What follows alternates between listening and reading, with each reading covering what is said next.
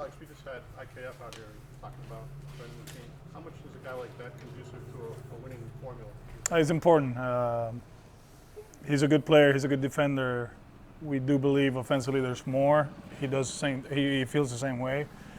That's what we got from the meeting we had with him right before he signed. But having guys been there, done that, it's been the up and downs of a season, and shoot, man, they were 2 inches away from winning the World Series, right? So he's hungry too. He wants to win it, and I bet there were other opportunities for him to go, but he selected us. He wanted to come here. He was impressed by Pete and the group offensively, what they presented to him, and I'm glad that he's with us. He said he's really kind of embracing that opportunity to kind of move all over the place. You don't hear a lot of players kind of say they kind of want to be a super utility. How much do you Yeah, I think versatility comes into play.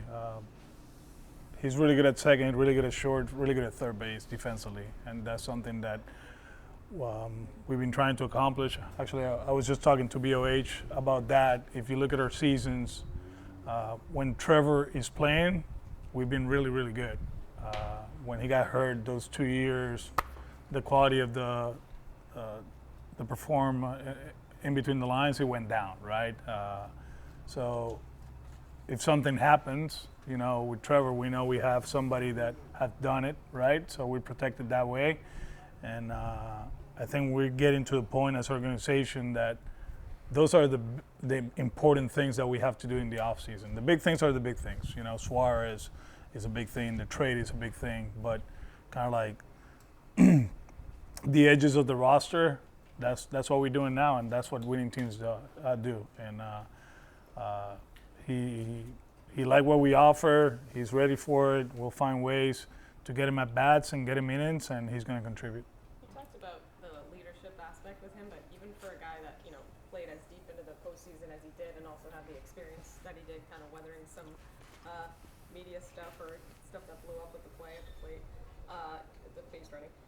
Like, how important is that for like a younger? You guys had a little experience in the postseason, but not necessarily as much as that he's had last year. Yeah, it's important, but we got to get there.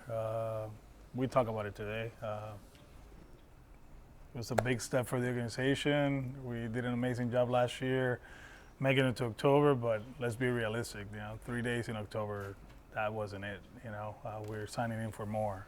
So he had the opportunity to get back to Toronto and did a lot of good things for them and was able to make that run. They did an amazing job. But before that, he was with a team that it was actually struggling. So he had both ends of the equation, right? So he has a lot of experience. He knows how it works, and I'm not saying he's going to become the voice, right? But Ref Nader's not here anymore. He became kind of like the veteran that didn't play every day that was able to help, and I think with IKF he'll do the same thing. When do you? Obviously, position players are not all here, but when do you expect Durbin and Monasterio and Siegler? I think they're getting tonight, if I'm not mistaken. Yeah. And in your 1:30 meeting yesterday, do you have any more clarity on second and third? Oh no, not that one. We talk about how we're gonna use them in camp. Like Campbell. He'll get most of his reps in the outfield, but he'll work with Flo at second and third base. IKF second, short, third. I'll leave it first, if that. So nothing as far as like who's gonna play second, who's gonna play third. We know Trevor is gonna play short. And Durbin reps at second and third, both, I assume. And Marcelo too. Yeah. You've seen a good amount of IKF because he was on an AL East team for such a long time.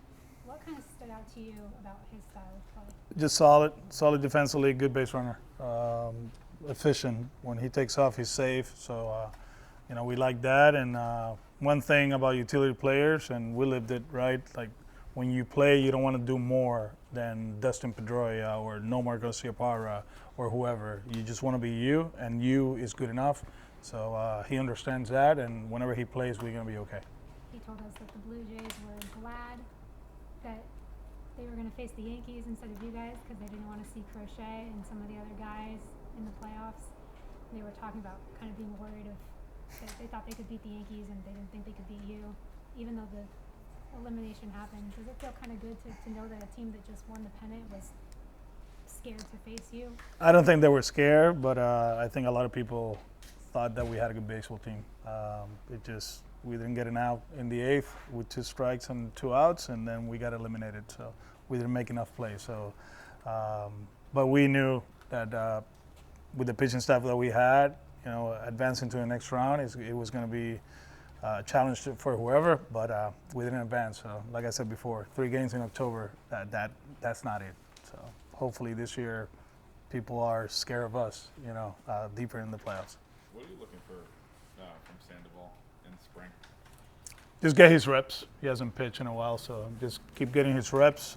Velo's getting up. The quality of the bullpens are better, so we'll see where we at in the upcoming weeks. And just if he's healthy and firing, what can he be? He was a solid pitcher before, so we expect the same thing. Did you see Cutter today, Brian? Yeah. I mean, just his regular bullpen. Glad that he's out there competing, which is the most important thing. We'll reassess his situation whenever we have to, but right now, so far, so good. Campbell hasn't played a ton of third as a pro or otherwise. What is it about him and his current situation that you want to kind of mix that in a little bit during camp? Where we at roster-wise, and if we get this back, we can find a bats. That's his tool, of offense. And for a month there, we were very excited. Then the league caught up with him. It took us a while to make adjustments, but he's in a good spot now. You guys will see him. It's a different setup.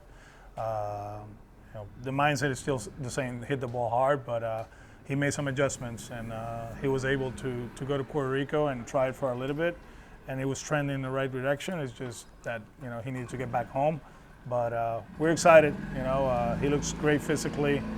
He looked great physically last year anyways, so but versatility is important for him, and just to keep evolving as a defender, I think is important. But defensive aside, we got to get this going.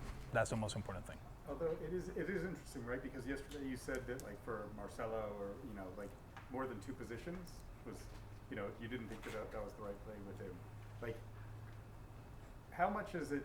How much are you still kind of needing to figure out exactly where that fit is for Campbell on the diamond? I think it's important, but like I said, let's get this one going. I think that's his card. Like last year he made the team because we thought he was going to hit. He hit for a little bit and then he struggled, and he knows it. And now it's just a matter of hopefully the adjustments he made and the suggestions that we gave him can translate in between the lines.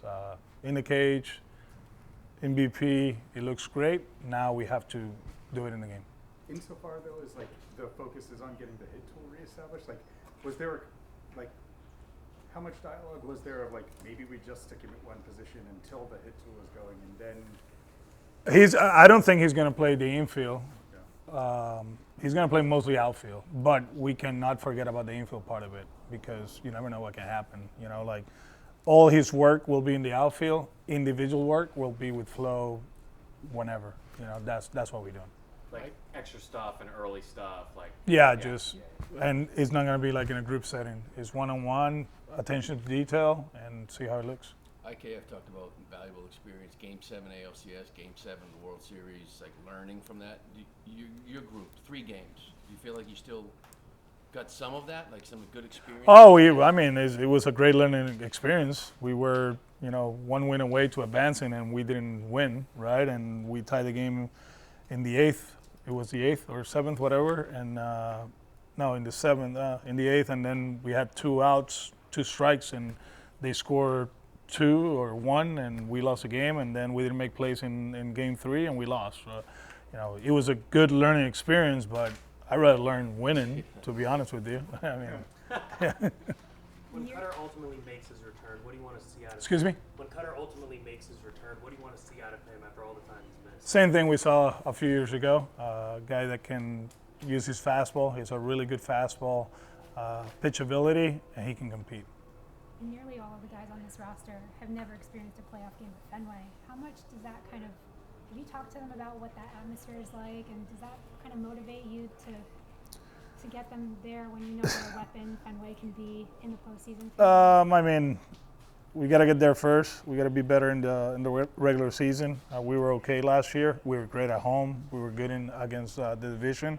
It's the same goals, right? But now it's kind of like hopefully we can get that back at Fenway and then take advantage of that. But you know, to lose question, you know, we learned a lot at Yankee Stadium. We got loud, you know, it was quiet for a while there too. So we can play. I mean, there were some guys that just watch, you know, from wherever they were. So it's a new group. It's a new season. That's something I learned the hard way in 2019, you know. So we have to reset and start from scratch. And like I said, hopefully this year we can be consistent enough that we can play, you know, October baseball at Fenway and see where it takes us. Alex, you talked at the end of last year about how Chapman kind of exerted some influence on the clubhouse over time. Are you seeing that maybe now? Yeah, you see it. I mean, he was there, and people were gravitating towards him. He's in a great spot. He was actually ready for the tournament, you know, ahead. He was ahead through a few lives, I think it was. Now we have to deload him a little bit, but, you know, you see Guerrero in the weight room at 5:30 in the morning, Oviedo in the weight room at 5:30 in the morning, and that's who he is. Even in the off season, if you follow him, you know, Salvi there, you know, working out with him. A lot of guys, Narvi went to his place to work out. The guy's he's consistent. He's really good, and I'm glad that, you know, he made the decision to stay here, and you can see him now probably more comfortable in spring training, talking to guys, helping them out, and understanding that his voice is important in that clubhouse. Guys who threw live today are all WBC guys. Were you kind of getting them a little head start? Yeah, I think the most important thing is to get them ready. I think Friday is the Bello Suarez group. They'll throw lives, and I know, you know, like Bello will start in the first round. Suarez, of course, he'll do that. But they're in a good place, the relievers, Moran, Whitlock, and Weiser. From our end, we have to get them ready. That's the most important thing. And it's not for the federations. It's for our benefit, right? Like, they're going to compete.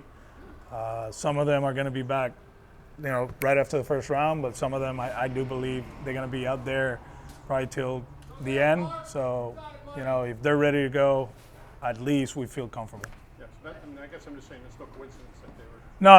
I mean, that's actually for Witt. That's his third live or something like that. So you know how he is. He's on point. Yeah.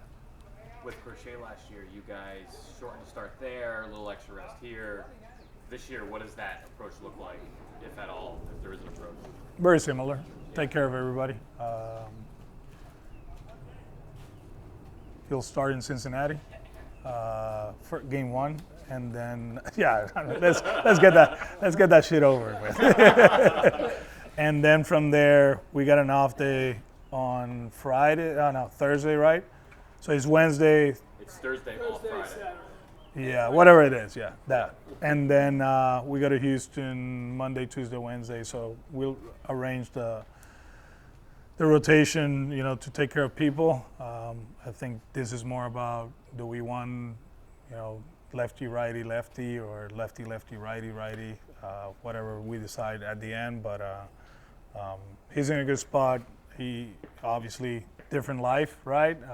The sleeping part of it is different now, but in a good way, right? And just got to make sure he's healthy, keep him fresh, and like I told him in Texas when he was upset because we took him out after 5, I think it was 6. I said, bro, to do cool things in October, we have to take care of you from day one, and he did a great thing in October. I think it was 118 pitches, right? So for him to do that, we have to take care of him in the beginning of the season.